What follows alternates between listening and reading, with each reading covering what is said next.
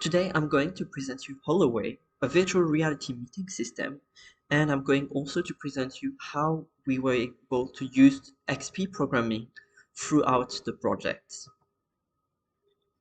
So what we created was a multi-platform meeting room, which is working for Mac and Windows, but also for the MetaQuest 2 VR headset. Um, our meeting room is allowing you to log with Google system. It is also allowing you to customize your avatar and to access three types of room. Uh, and the connection is done with peer-to-peer connection. So you have a host creating the room, and then the other person can join this room with a code. And you can talk inside the app through a voice chat with the other users and share files inside the app with Google Drive, with the Google Drive sharing, and you can also draw on whiteboard. So the way we organized the project was using all the tools from GitLab. That is, so we used GitLab mostly for organizing the sprints, creating issues for all the tasks we had to do, and then we were also creating boards and milestone for each sprint. And on this board, we had all the tasks open, so the things that were not finished, and we could assign them either as a group task or as a task for the pair 1, pair 2, and pair 3 that were shifting and changing through each sprint. And this way, when we had finished task, we could close it. And this way, we could also describe each of the tasks and explain a bit what could be the tests. So it was easier for each team to remember what they had to do. And also, it was helping us keeping track of what we have done. We also used the Unity test runner for running the test first for the TDD, and we try to use GitLab continuous integration and development (CI/CD), which worked, but because our virtual machine is not powerful enough, we were not able to use it for real during the project. We also implemented 4 complex algorithms.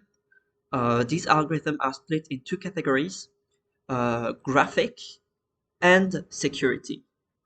So I will start with the graphic. So we implemented ray tracing in our scene.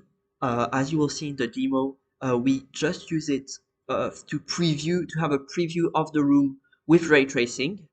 Um, so as you know, with ray tracing, we draw everything by sending rays from the eye and then looking at what the rays of light touch to be able to render the color for each pixel. And this technique is very heavy and complicated to load. So that's why we implemented it with compute shaders to have a very fast rendering process. Compute shaders are kernel on the GPU that are running in parallel, and so we are doing this calculus in parallel to be able to have a speed that is enough to be able not to make the whole system lag.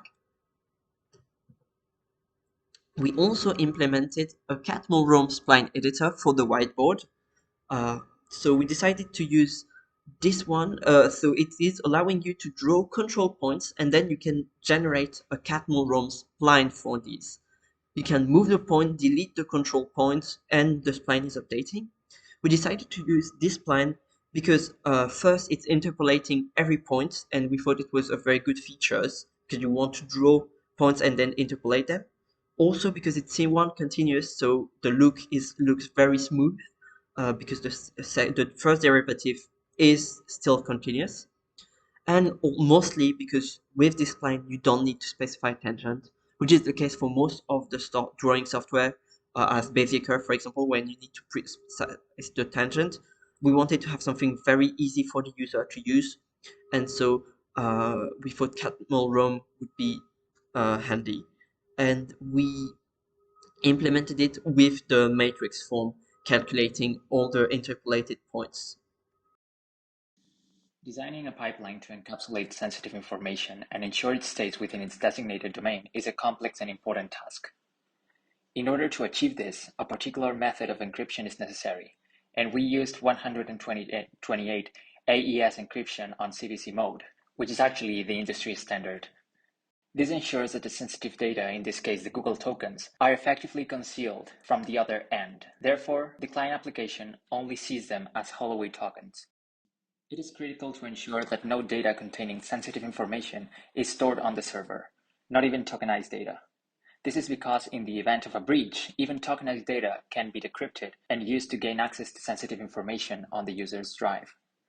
By implementing this approach, the pipeline can ensure that sensitive information remains protected. Overall, the design of this pipeline involves multiple layers of complexity, but it is a vital step towards maintaining the security and integrity of the sensitive information in our system. In addition to the Holoway tokens, we also need to make sure that the communications with our API are established only by reliable senders. It is critical to implement measures that protect our API and our server from attacks. This involves a complex and important process of safeguarding against various forms of attacks, such as message repetition or injection attacks. To address this, we implement message signatures that use private and public keys associated with the API requested. Specifically, we use a PKCS RSA signature scheme with 496-bit random keys. By using this approach, we are able to control the exact sender of the message and ensure that only authorized points can access the API.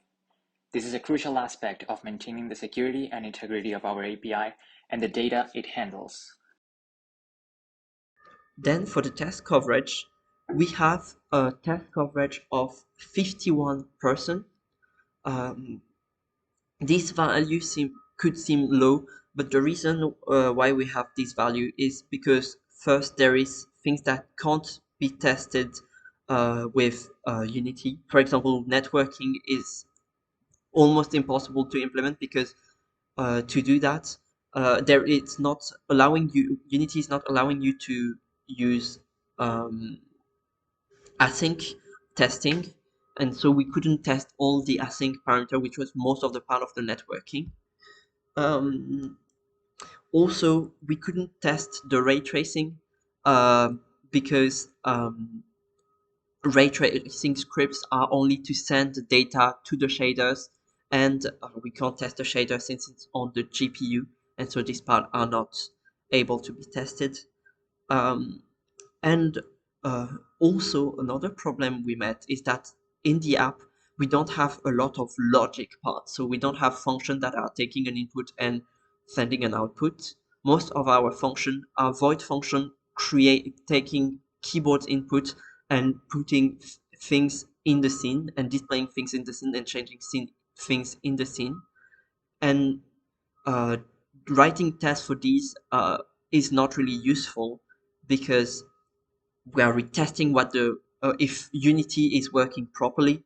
So if the function of Unity, for example, to change a scene is actually changing the scene, which is already done by the game engine. So it doesn't really make sense to test these.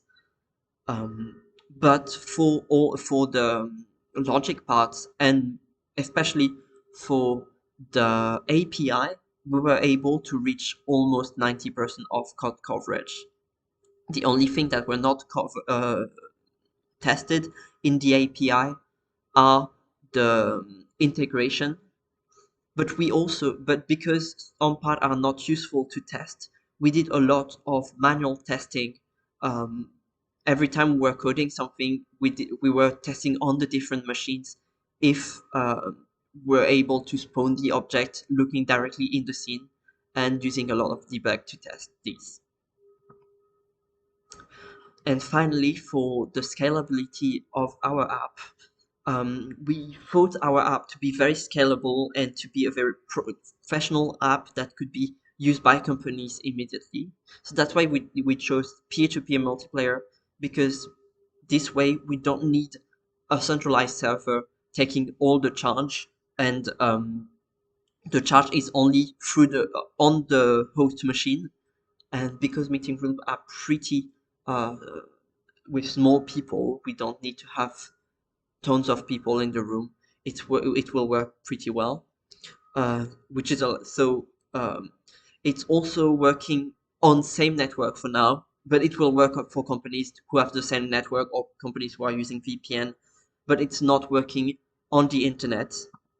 A way to use it between different computers that are not on the same network would be through a relay server, but this will also be very scalable because relay server are not handling heavy load, it's just forwarding the information. For the performance, this was a key point because we needed it to be working for VR headset, and VR headsets are not very powerful.